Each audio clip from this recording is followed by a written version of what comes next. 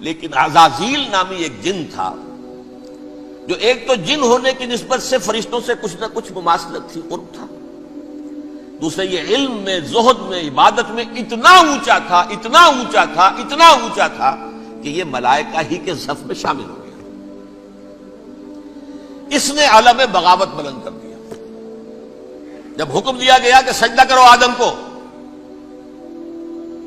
اب یہ دیکھیے کس قدر یہ اہم مضمون ہے۔ آپ سوچ رہے ہیں یہ باتیں آج پہلی مرتبہ ہمیں اس طرح سنائی جا رہی ہیں، یہ باتیں تو علم میں آتی نہیں ہمارے۔ وجہ کیا ہے؟ آپ کو دلچسپی نہیں ان چیزوں سے۔ جدید تہذیب نے ان چیزوں کی اہمیت کو زیرو کر دیا۔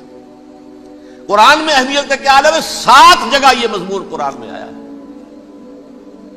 کہ فرشتوں کو ہم نے حکم دیا سجدہ کرو آدم کو، سب نے سجدہ کیا۔ فسجد الملائکۃ کلھم اجمعون، سارے کے سارے، کل کے کل، سب نے مل کر سجدہ کیا آدم کو، اللہ کے حکم سے فوراً تعمیل کر دی۔ الا ابلیس ابا واستکبر وکان من الکافرین، ابلیس نے نہیں کیا، انکار کیا، استکبار کیا، گھمنڈ کیا۔ اور اس کو سورہ کہف میں بیان کر دیا گیا، یہ اس لیے کہ وہ اصل میں جنات میں سے تھا، اگرچہ شامل تو تھا فرشتوں میں اس وقت۔ کانا من الجن ففسق عن امر ربہ، وہ اصل میں جنات میں سے تھا، اس وجہ سے وہ اپنے رب کے اس فیصلے کے خلاف کھڑا ہو گیا، سرکشی تھی اس میں۔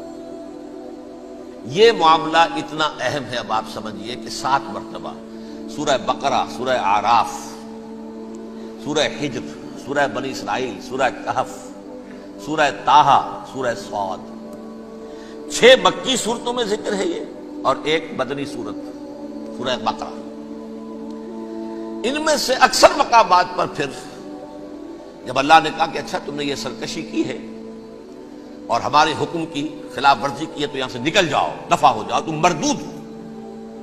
مردود ملعون، ان علیک لعنتی الی یوم الدین، اب تجھ پر لعنت رہے گی میری قیامت کے دن۔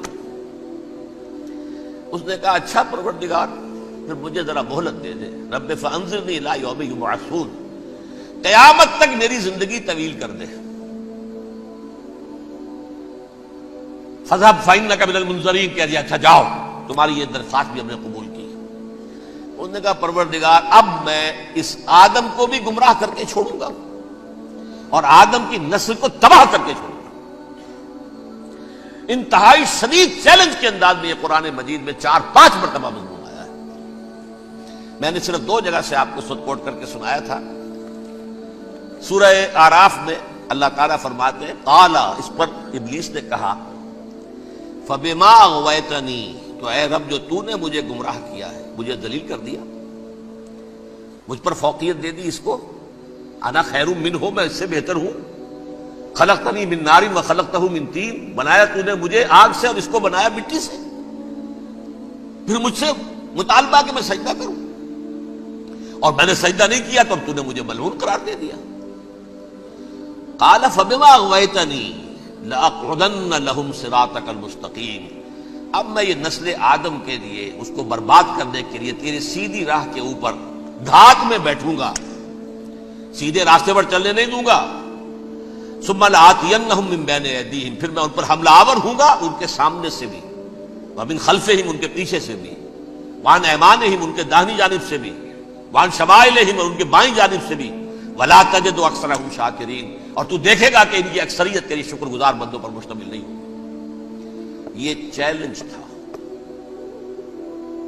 اور ایک چھوٹا سا چیلنج جو سورہ صاد میں آیا ہے، اور یہاں تو اس نے اللہ کے جلال کی قسم کھا کر کہا قال فبعزتک لأغوینہم اجمعین، اے رب تیری عزت، تیرے جلال کی قسم ہے میں ان سب کو گمراہ کر کے چھوڑوں گا، الا عبادک منہم المخلصین، سوائے ان میں سے وہ کچھ لوگ جنہیں تو خالص اپنا بندہ بنا لے، جنہیں تو اپنا بندہ بنا لے۔ مخلص نہیں، مخلص یہ مفعول ہے، فاعل نہیں ہے، جسے تو بنا لے۔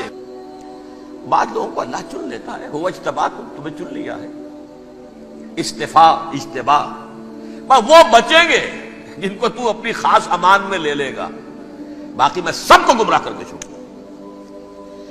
یہ ہے اصل دنیا میں نوع انسانی کا ابدی دشمن، ازلی سے ابدی تک۔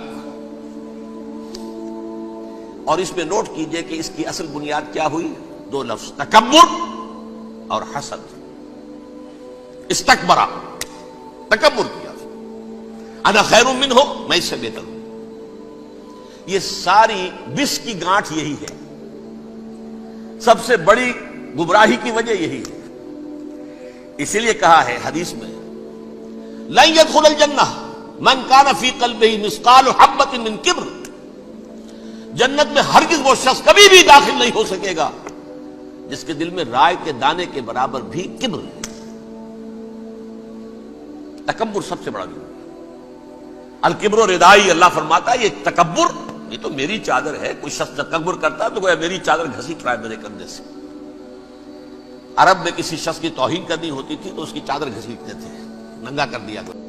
اور حسد، آدم کو جو برتری عطا ہو گئی، اس حسد کی آگ میں وہ جل رہا ہے اور اس کا انتقام لینا چاہتا ہے۔ آدم سے بھی، آدم کو بھی گمراہ کیا، جنت سے نکلوایا۔ ویسے نکلنا تو انہیں تھا ہی مشیت اذنی میں، لیکن فوری طور پر اللہ کے حکم کی خلاف ورزی تو کروائی نا۔ فعصى آدم ربہ فغوى، آدم نے اپنے رب کے حکم کی نافرمانی کی اور گمراہ ہوا عارضی طور پر۔ یہ دوسری بات ہے، توبہ کر لی، اللہ نے توبہ قبول فرما لی، معاف کر دیا۔